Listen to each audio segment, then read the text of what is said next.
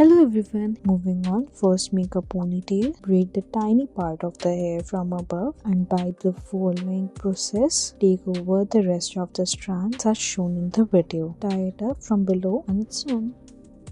Moving on, take a colorful bow tie and with that braid the hairs, then take the blue color and do the same, then with the next color and it's done.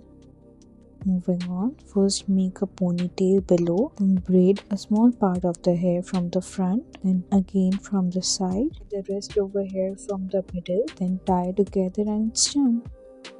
Moving on, tie the hairs into half and roll it once, then again pull out the hairs from within, then braid the leftover hairs, roll it over and it's done.